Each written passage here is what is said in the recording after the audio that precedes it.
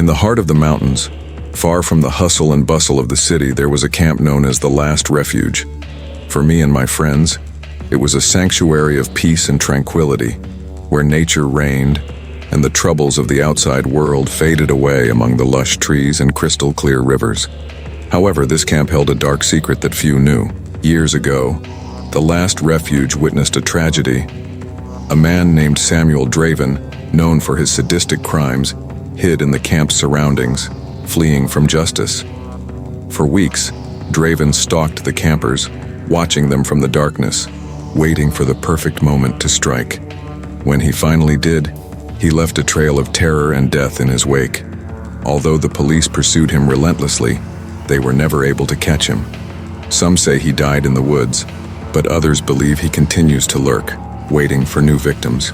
Despite the history, the Last Refuge remained a popular destination for nature lovers. Among them were my group of friends, Alex, Jenna, Mike, Lisa, and me. We decided to spend a weekend at the camp. Upon arrival, we were greeted by the lush beauty of the place. Tall pine trees, a serene lake, and fresh mountain air. The first night passed without incident. We enjoyed a campfire, telling horror stories and laughing under the starry sky. However, as the night progressed, an eerie feeling came over us. Jenna, always sensitive to her surroundings, was the first to notice. "Does anyone else feel like we're being watched?" she asked, looking around nervously. "Come on, Jenna, it's just nerves," Alex replied, trying to calm her down. "This place is completely safe."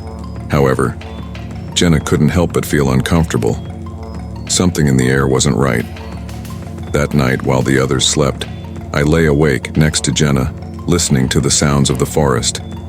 She thought she heard rustling footsteps in the distance, but every time we tried to concentrate, the sound disappeared. The next day, we decided to explore the surrounding area. We hiked along meandering trails, discovered hidden waterfalls, and marveled at the local wildlife. But the feeling of being watched never left Jenna. Finally, in a clearing in the forest, we found an old abandoned cabin. "Who wants to bet this cabin has an interesting history?" Mike joked. "Maybe we should stay away," suggested Lisa, looking suspiciously at the crumbling structure. However, curiosity was stronger.